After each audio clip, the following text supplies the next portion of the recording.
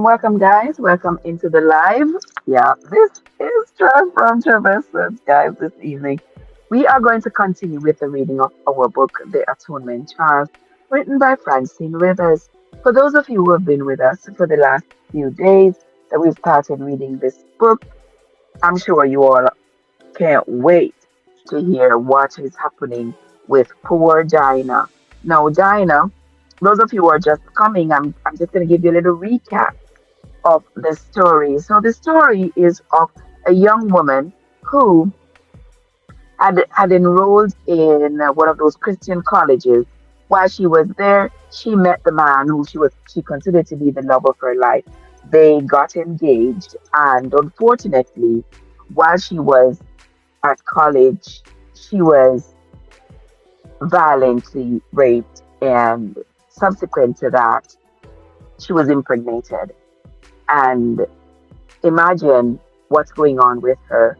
She's in a Christian college, she's pregnant, she had been violated so seriously, and she's engaged to one of the top students who is training to be a pastor. So now her entire life has been upended. Well, in the last chapter we read yesterday, she decided that she was breaking off the engagement because she would not commit the abortion that her boyfriend wanted her to commit. And so she has decided that since she's not going to do that, there would be no point in continuing with the engagement because the tongues are going to start wagging and everybody's going to assume that her and this boyfriend who's training to become a pastor had gone further with their relationship than per their Christian values they should have before marriage. And so she has given him back the ring and she has driven back home to California because the college president had said she can no longer continue to be a student there because she's pregnant and she's unmarried. And so she's home now. She's home now. So we are going to continue reading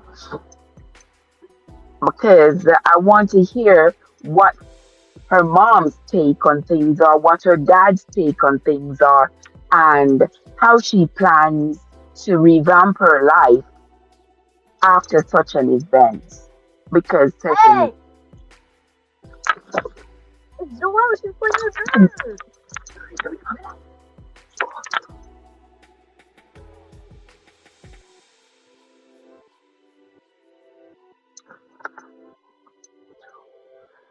Okay, so sure. Anyway, Jojo, what's up? What are you doing? Jojo, what's going on with you, my love? How are you doing? Good to see you. Good to see you. Watcha. Listen, I can't turn this up. Watcha.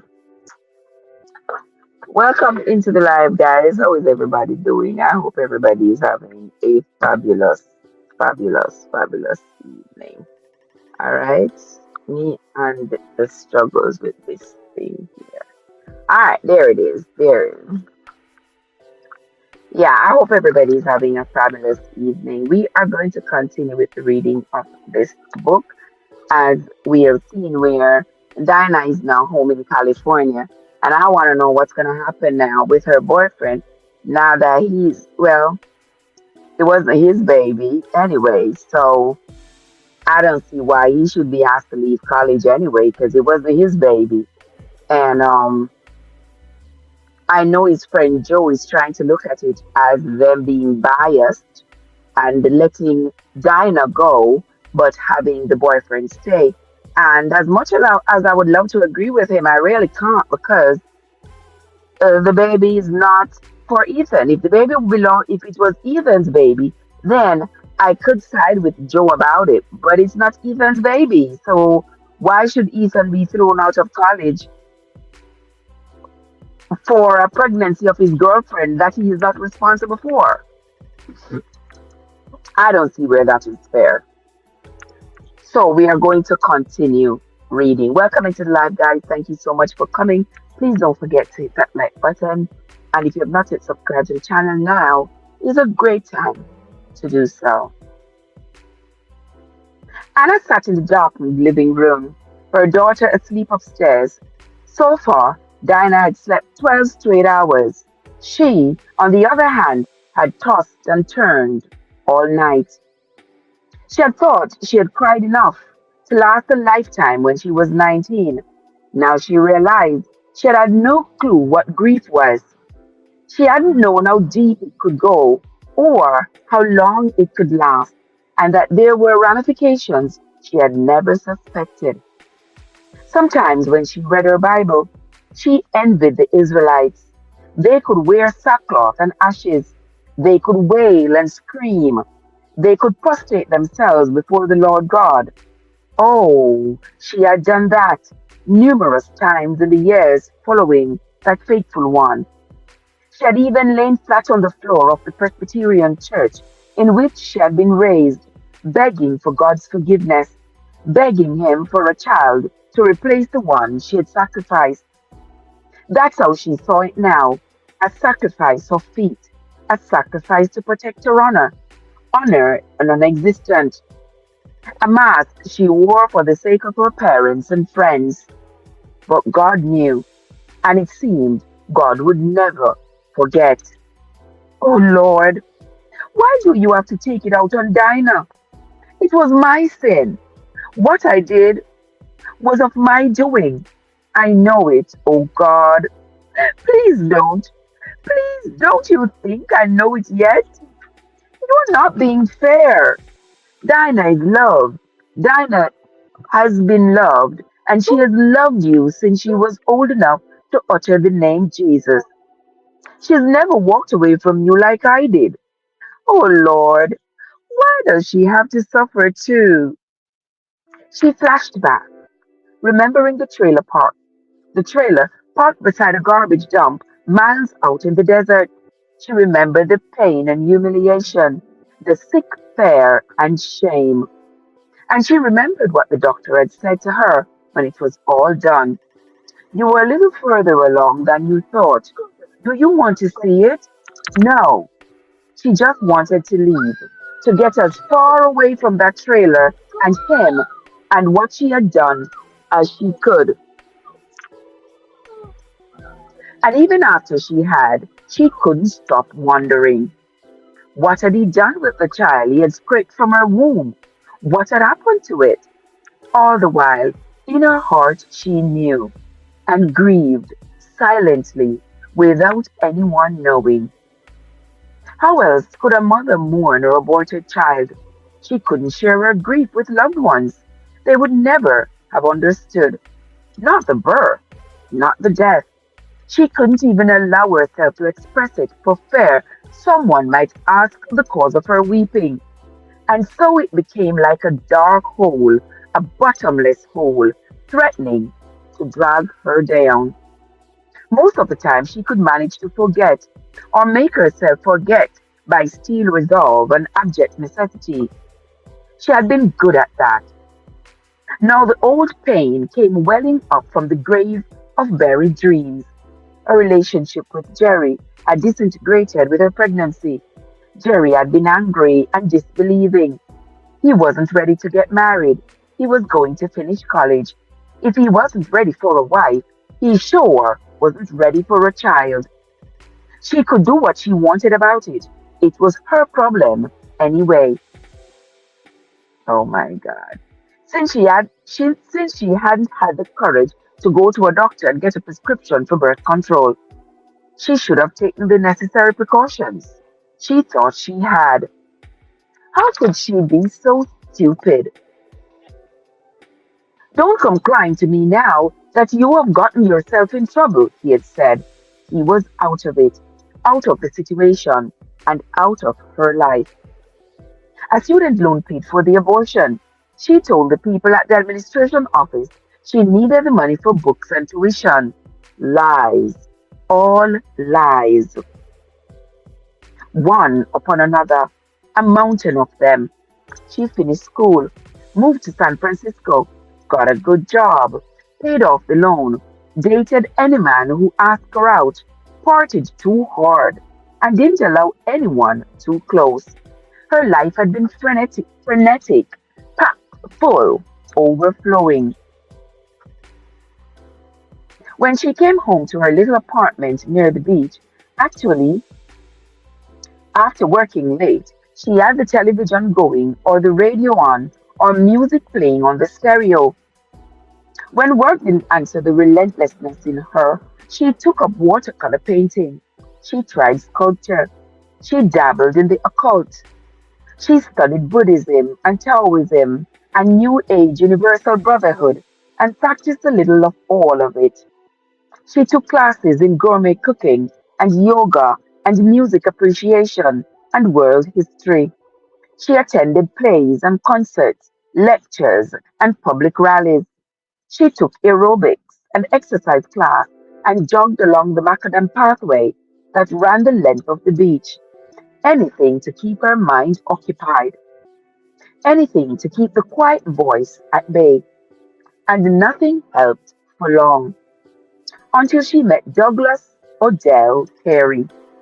Douglas said he loved her the first time he laid eyes on her. She was running to catch the bus on Market Street. He left his car in the garage the next afternoon and stood at the same bus stop, hoping to see her again. When she arrived, he followed her onto the bus and sat next to her, striking up a conversation. For 5 days, he rode the bus and tested the waters before he asked her out. Of course, she said yes. Why not? They laughed together.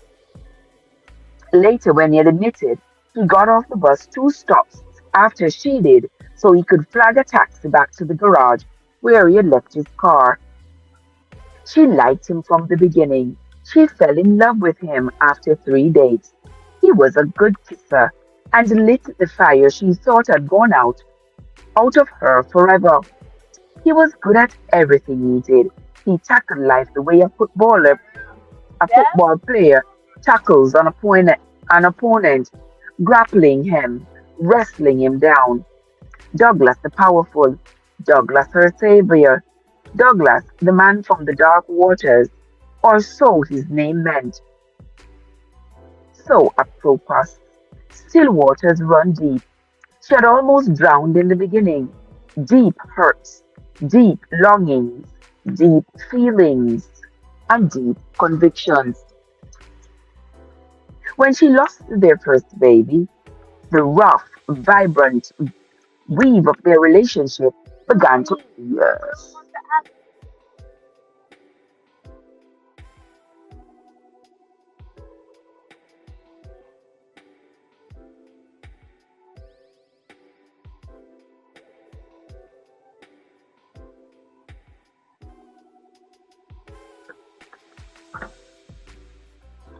When she lost their first baby, the rough, vibrant weave of their relationship began to unravel. In a moment of weakness and grieving, she came clean and told Douglas about the other child, Jerry's child. Douglas held her and cried with her, and she thought he understood. He did in his head, but his heart was haunted by her relationship with another man. His despair reminded him piercingly that she had loved someone else, loved him enough to go that far. What if she had loved this other man more? What if she still loved him? He struggled to get past it all. He worked through it intellectually, reasoning and justifying and excusing. But logic didn't dissolve his feelings of hurt and betrayal. It wasn't rational. He admitted to her he knew it wasn't. Not in today's world where anything goes and there is no black and white or right and wrong. But there it was, like a wound he couldn't stop tearing open. It would begin to heal, and he'd rip away the scab. Someone else had been in her life, and that someone had taken her innocence and destroyed her ability to trust. And poor Douglas was stuck with what was left. Oh, he forgave her countless times, or so he told her. But after a while, she just stopped believing him. Forgiveness meant forgetting, didn't it? But she'd see that look in his eyes, and the monster would come to dwell in their living room again. Even when they pretended it wasn't there, it was silent, putrid, corrupting, destroying. Paradoxically, Douglas hated Jerry. He even said to her once that he'd like to find him and beat the living daylights out of him for what he had done to her.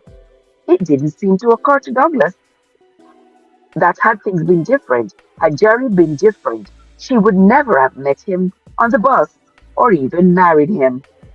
But then, maybe that was part of it too, or so she thought in her own confusion and pain and self crimination. Maybe Douglas wished things had happened differently so he wouldn't have to suffer with her for something she had done before she even knew him. All of it haunted Anna and drove her. After losing their second child, she and Douglas went to church. It was an act of desperation. We have tried everything else. We might as well try God, he said that morning when they backed out of the garage. On the way home, Douglas said he knew what had been missing in their marriage. Jesus. That's what they needed to fix themselves. So they began going to church regularly. They joined the Bible study. They joined the choir. Their relationship improved, but the ghosts were still there, occupying the house, occupying their lives. Then everything changed for Douglas. After one private meeting with the pastor, he never mentioned Jerry or the lost child again. Even when she brought it up, Douglas refused to discuss it. All that's over and done with, Anna. What happened then has nothing to do with you and me. I love you, and that's all that matters. The words were meant to comfort, but they didn't. It wasn't finished for her. Swallowing her shame enough to ask questions, she leaned from her door that abortion sometimes did cause problems in later pregnancies. And then he said the abortifacients her general practitioner had prescribed and which she had taken for 7 years might also have compounded the difficulty she was having in conceiving and carrying a child to term. She had never heard the word before that day. Abortifacient. Abortifacient? He had to explain that the birth control pills she had been using weren't made to prevent conception, but to abort early pregnancies. Really? What? Look, Really? it's not.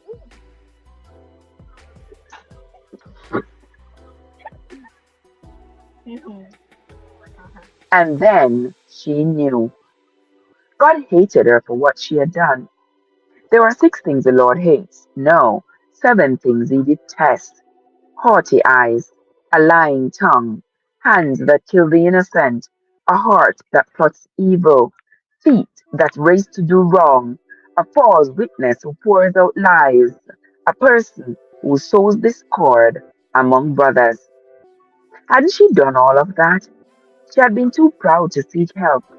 She had sought a way out, any way out, and then had lied to get the money for an abortion, sacrificing her unborn child. And since then, she had lied to herself and others.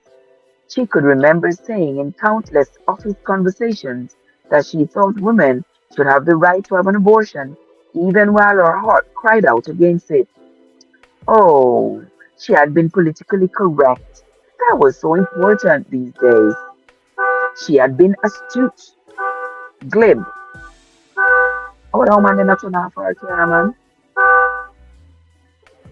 So, she had been astute, glib, tolerant in the world's eyes, sowing seeds of destruction. Why had she done it? To hide her shame? To pretend the past couldn't harm her? To avoid condemnation? And what had she accomplished? She was ashamed, hurting, and condemned anyway.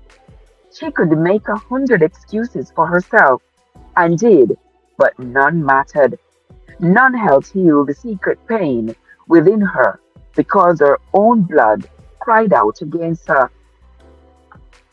You can't run away from God. Jonah had tried, and look how far he got. It was there, always there, staring her in the face. Trumpets on the walls of the holy city. She was on the outside looking up at the stones that protected those on the inside. God was punishing her. And why shouldn't he? She had taken from him, and now he would take back from her. How many how many before the score is even? How many, Lord? Mea culpa, mea culpa. Finally, in desperation, she went before the Lord and gave herself to him to do with her as he wanted, promising that whatever issues from her womb would belong to him. If God would grant her a child, she promised to raise him or her to love Jesus above all things. And Dinah was born. Blessed Dinah, the joy of her life. She could finally breathe again. She could kneel and drink the living water beside the streams. She could she could slake her desert thirst. Praise God, she was forgiven. At least that was what she had thought. Until now. Now it seemed God had just been bidding her time until he found a more painful way to punish her. If this is the way it has to be, Lord, so be it. Anna leaned her head back and looked up through eyes blurred with tears at the stained glass window of a dove flying above a turbulent sea. Oh Lord, will I never be at peace? Better I had never tasted the joy of redemption than to have it slipped from me like this. Please, God. She was going to have to walk the sorrow road with Dinah and go through it all over again. All she could see ahead were two women in Ramah weeping for their children because they were no more. Mike, what's up? Mike, how you doing? Good to see you, my love. How are you doing this Friday evening? Smells good, Ethan said, taking the chair near the window and stretching his long legs out beneath a small kitchen table. Joe put a plate with 8 strips of crispy bacon on the table. Turning back to the stove, he removed the frying pan and scraped scrambled eggs onto 2 plates. He set one down in front of Ethan. Before sitting down himself, he ran water into the frying pan. You want some coffee? Yeah, why not? I could use a jolt of caffeine this morning to get going. Joe took another mug from the cabinet. I'll do you the honors, he said. Joe bowed his head and listened to his roommate's fulsome eloquence. His words dripped with sincerity, adoration, and gratitude. Did you call Dinah yet? The muscles tightened on Ethan's face, and his eyes flickered to Joe briefly before he picked up his fork. I called her. Joe raised his brow slightly. Ethan ate 2 bites of eggs before saying more. Okay. I said I was sorry about how things turned out. I wished her well. That's it? She went home. So you can write her off? His head came up again, blue eyes flashing with anger. That's a lousy way to put it. It's true, isn't it? Joe said, hanging on to his cool with difficulty. What was I supposed to do? Chase after her? Beg her to come back? Dean Abernathy is the one who gave her the options, not me. Blame him. What options? Joe shot back. Ethan's face reddened. Look, she gave the ring back. I didn't ask for it. Didn't you? Seems to me you asked for more than you got, and you like to give me what I deserve, right? Well, go ahead. Take your best shot. He scraped his chair back and stood. Leaning back in his chair, Joe considered it, but one long, hard look at his friend's face erased the anger. Ethan knew only too well what part he had played in Dinah's plight. Joe didn't say anything more. He had said more than enough already. Who did he think he was to judge and condemn? Ethan sat down slowly. It's over, Joe. Leave well enough alone. Joe knew that wasn't true. It wasn't over. Never would be. Ethan was going to remember every time he faced a similar situation. And as a pastor, he was going to face things like this time and time again over the years to come. You weren't there, Ethan said quietly. You didn't see the look on her face. You didn't hear her voice. She's hurt. And you think I'm not? It doesn't do any good to mourn over what might have been. They ate breakfast in silence. When they finished, Ethan took Joe's plate and stacked it on his own. I'll wash, he said. He stood and went to the sink, putting in the plug and running the hot water. Joe was staring at his coffee mug. He read the inscription emblazoned in red. Seize the day. Everything clicked, like a light going on in his head. I've decided against taking the job in Chicago. Get a better offer? No, I think it's time I do what I've been talking about for the past 4 years. Round out my education. He smiled faintly. Fool, fool, what chance do you have? I got the okay from Carl a month ago. Divine providence? I've held off making a decision. Wishful thinking. Carl Berkeley? Ethan put the dishes in the frying pan and ran water over them. That will be culture shock. Yeah, Joe said, holding his mug up. This Galilean is heading for Corinth to do a little fishing. It didn't hurt that Berkeley was just across the bay from San Francisco. Douglas arrived at SFO at 3:40. OMG. He had long learned he had learned long ago to carry his luggage on board rather than tempt the fates or baggage handlers. He walked down the long corridor among the throng of passengers deplaning or rushing for their flights. Passing the security station, he took the stairs. Some of the passengers who had hurried off the aircraft ahead of him were crowding around the turnstiles. All their rushing was for naught. He'd be in his car and out of the parking garage before the metal monster started moving and vomiting their luggage. Slowing his pace, Douglas stepped onto the moving walkway. He set his rolling suitcase to one side so others in a hurry could walk past it without difficulty. He stood thinking over his past few days in LA, mentally checking off what he had been sent to accomplish. He couldn't shake the feeling of unease. He had made all his contacts, presented the proposals. The amended, signed contract was in his briefcase. There'd be a bonus coming from it.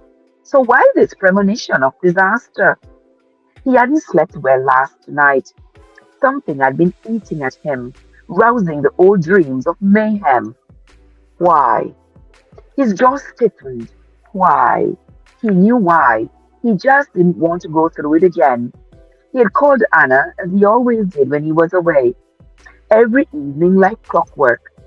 He liked hearing the sound of her voice just before turning in for the night.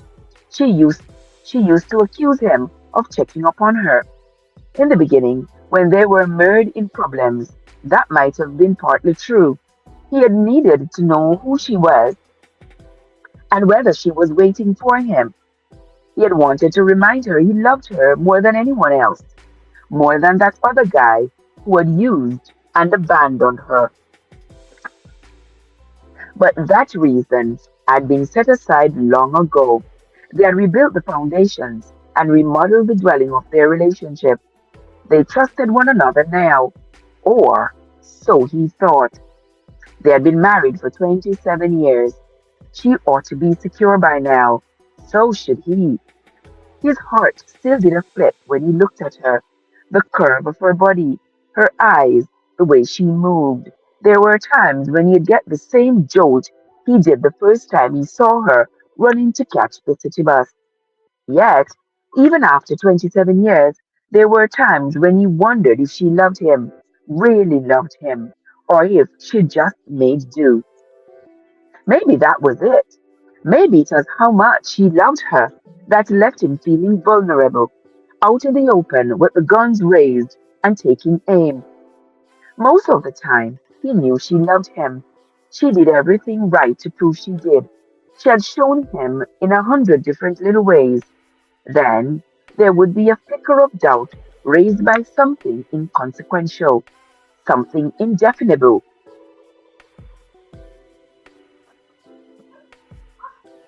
You'd feel it in something she'd say, or her tone, see it in a look in her eyes, sense it in the distance she put between them, a stretch of no man's land he had never quite been able to cross. Life with Anna was a minefield. Like last night, like last night, they had talked, but they hadn't said anything. She was distracted, and he knew she was thinking about it again. It had been so long, he had forgotten what it felt like to be shut out. The punch, the shock, the fear arousing anger. His heart was already pumping with it. He had to push it down, read, reason it out of existence. Pastor Dan had said to leave it alone, to forget the past. Forgiveness meant never bringing the issue up again, not even thinking about it. It meant burying what happened so deep it was gone. Jesus, I've tried. I've really tried. What's more, he thought he had done it. Now, here it was again, like cracked macadam, the weeds coming up fast and furious, breaking through to the surface. Picking up his suitcase, Douglas strode along the walkway, stepped off the end, and headed for the elevators. He was in a hurry to get home. His Buick Riviera was parked on the third level. Pressing the small remote, he shut off the car's alarm, opened the trunk, and deposited his suitcase and briefcase. Slamming it, he thumbed the remote to unlock his car door. What had been going on at home while he was in Los Angeles? Had she been watching some depressing movie that reminded her of the past? Had a friend cried on her shoulder? Had the issue come up in another sermon? Why couldn't people stop talking about abortion? Why did it have to be in the papers every other day? What? Why couldn't everyone just shut up about it? But he knew well enough any number of things could have aroused the old pain in his wife, Anna. He drove up to the pay booth and handed the attendant the parking stub. His stomach clenched with impatience. His, his fingers drummed the steering wheel. 3 days equals $60, he wanted to say. But the man still had to punch the numbers into the computer and wait for the screen to flash. When it did, Doug was ready with $100 bill. It would have been cheaper to take a taxi to the airport, but he had been in a hurry. He got 40 in change and a receipt for tax purposes. Tossing both onto the passenger seat, he drove beneath.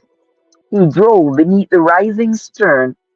Be- he drove beneath the rising steel arm that had blocked his exit and gunned it down the ramp. Weaving his car into the traffic leaving the airport, he reached the right lane. As soon as he was on the freeway heading north to San Francisco, he picked up speed, turned on the radio, opened the console, and fed a CD into the player. 60s music blasted. Come on, baby, light my fire. Worship. Hannah had lost her taste for it years ago, preferring Christian contemporary, classical, and a host of other music styles, including the New Age instrumentals. He liked Elvis, Ricky Nelson, The Doors, The Eagles, and a dozen others from the same era. He knew every song by heart and loved them all. He wasn't sure why. Maybe they reminded him of a more innocent time in his life, a time before reality took hold. Or maybe they reminded him of the things he had survived: drinking and partying in high school, joining the Marines as soon as he had turned 18, going to Vietnam, seeing friends die, going back to flag burnings and accusations. It still ate at him, all of it. He veered away from those thoughts. He had schooled himself to stay clear of them, clear of the bitterness they aroused. Still, like thousands of other men who had fought to save something they couldn't put words around, he had felt cheated. Life, life hadn't made sense in those days. It had all made sense when he saw Anna. Not once in the early hiatus days had he suspected the battle fatigue she suffered. With a frustrated sigh, he pushed the thoughts of the past away. He stared out the car window, seeking a distraction. 19th Avenue traffic was backed up. He turned the volume down on the radio and left his mind mull over business transactions and possibilities. It was it was a habit of long practice, a survival technique. When emotions got too high, better to pour them into something where they were useful. Channel the energy into business, and something productive might develop. Pour emotions into a relationship, and you got a raging fire. He had worked out his next week's schedule by the time he got home. Tapping the remote to open the garage door, he noticed the Toyota parked in front of the house. NLC sticker in the window. Dynah! Joy swept over him. His little princess was home, and then it hit him, a tidal wave of cold misgiving. Oh, Jesus! She wasn't due home for another week. Something must be wrong.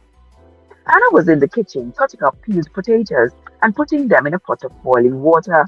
She smiled, picked up a towel to dry her hands as she came to him. Welcome home, honey, she said, kissing him lightly on the cheek. You look tired. I didn't sleep well last night. He put his things down by the back door, then moved towards her.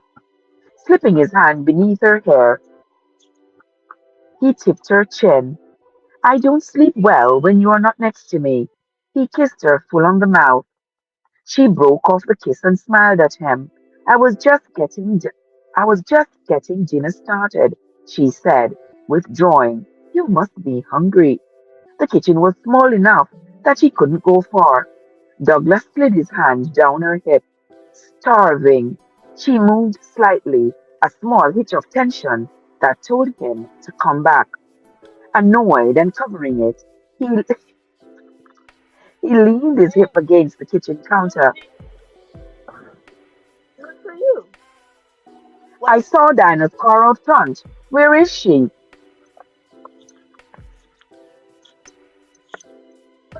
Grandma gave it to you. Oh, God. Jeez.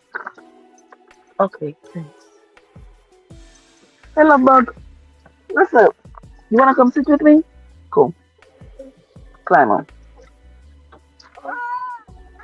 Good girl. You want to come sit with me? Okay, good girl. But you got to be quiet. Promise? Okay. Wait, let me continue. Where was I? Hold on, guys. I got distracted. I got distracted here. Okay, let us continue. I saw Dinah's car out front. Where is she? Sleeping. She arrived yesterday afternoon. Exhausted. She went to bed and hasn't gotten up yet. I thought it best to let her sleep as long as she needs. His muscles tensed, preparing for a blow. It would no doubt be low and dirty. What happened, Anna? She and Ethan broke up. Anna took the pot of potatoes and put it beneath the faucet. That's not the worst of it. She set the pot on the stove and turned it on. Well, she is, she hesitated, tense. Lifting her head, she looked at him. Her eyes flickered. She's quit school.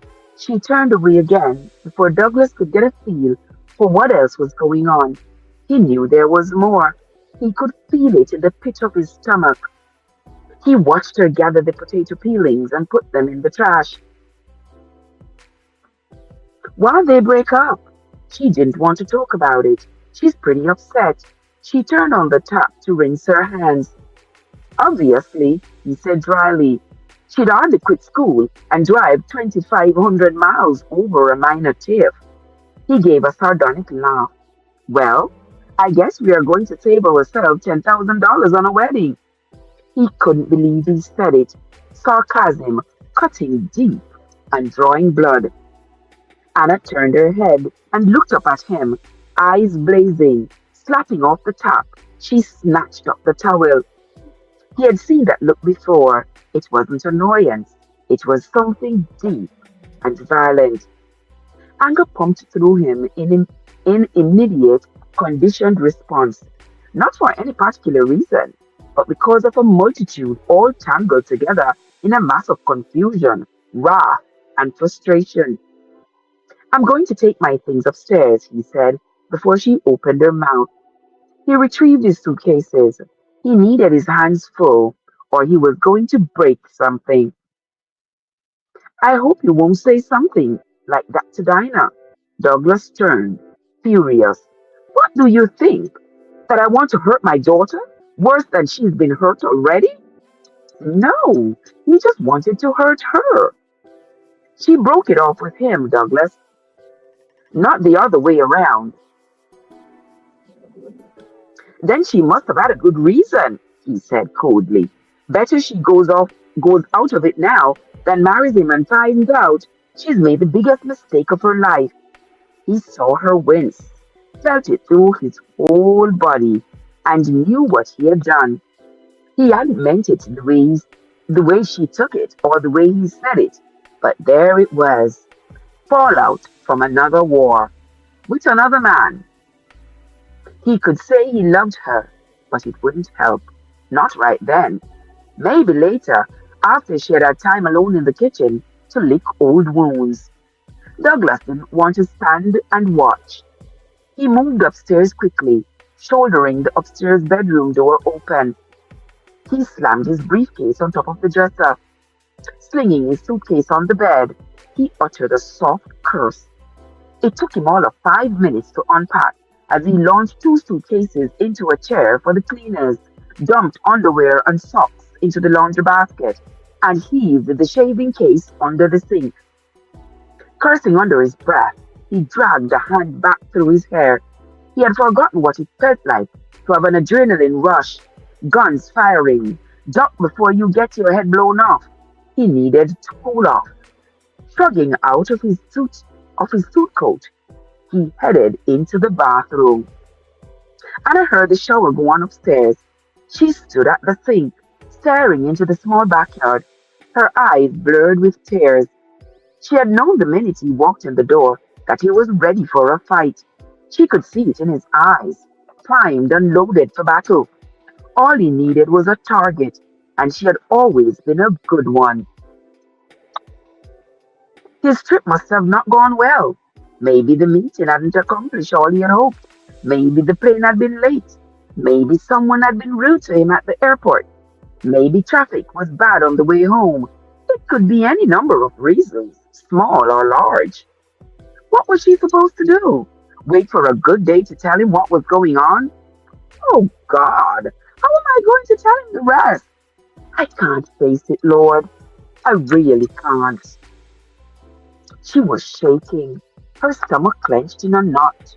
She had to get control, or he was going to know something was wrong.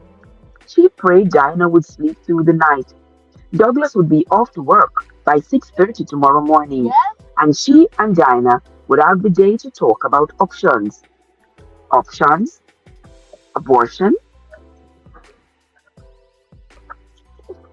Perfect. You want to go? You want to go? You can't drive. You can't drive the car now. The bag is what Go to grandma. Susie. Go to grandma. Tell her to change it. This is for grandma. What do I put in?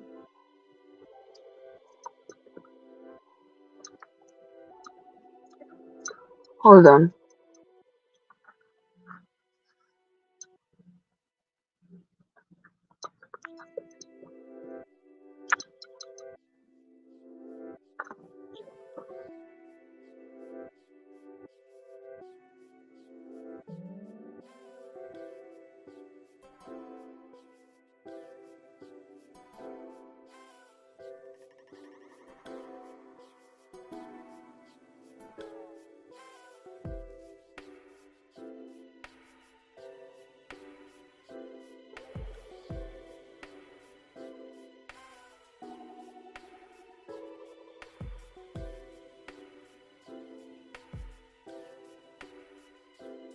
All right, let's continue. Hold on.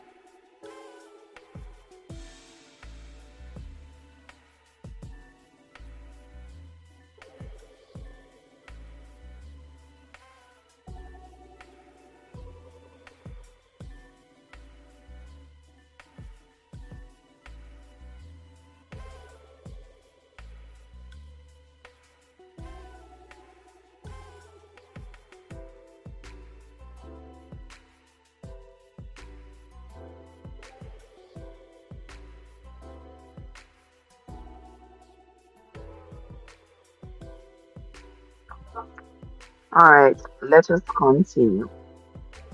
She was shaking, her stomach clenched in a knot. She had to get control, or he was going to know something was wrong. She prayed. Dinah would sleep through the night. Douglas would be off to work by 6:30 tomorrow morning, and she and Dinah would have the day to talk about options. Options? Abortion. That's what she was going to have to talk about. What other way was there out of this terrible mess? Maybe Douglas didn't have to know it all. Maybe she and Dinah would just handle the problem themselves and save a lot of heartache. The telephone rang. Taking a deep breath, she exhaled slowly, calming herself. Hello? God, don't let it be someone from the church. I don't want anyone knowing something's wrong. Hannah? Oh, Mom! She sighed in relief. Stretching the cord, she sat down at the dinner table. I'm glad you called. What's wrong, honey? Dinah's home. The wedding's off. She's quit school. A lot of things. She rubbed her forehead. Oh, Mom, we are in such a mess. If anyone in the world would understand, it was her mother. Over the past few years, since her father died, Hannah had learned more than she wanted to know about her mother's capacity for understanding. She was beginning to understand how much a woman could survive and hide. What's Doug have to say about it? Not much. He just got home from LA anyway. He's upstairs taking a shower. I haven't told you the half of it, Mom. She shut her eyes, clutching the telephone like a lifeline. Dinah was raped. In January, she's pregnant. Oh, Lord God, have mercy. No mercy in it, Anna said brokenly. I can't tell Doug. Oh, God, Mom, I can't tell him. He'll go ballistic. And it would stir up the past again, bring it boiling to the surface. That terrified her almost more than Dinah's situation. She'd have to live through it all again, like a terrible recurring nightmare. When would it end? God, why won't you forgive me? You can't not tell him, honey. He's going to know. Maybe he doesn't have to know. Silence met that statement. What else can we do, Mom? You can slow down and think it over. I am thinking. That's all I'm doing. Thinking and thinking. What does Dinah want to do? I don't know. She's been asleep since she arrived yesterday afternoon. Yes? She was so tired. She looked sick when she got here. I'm worried about her.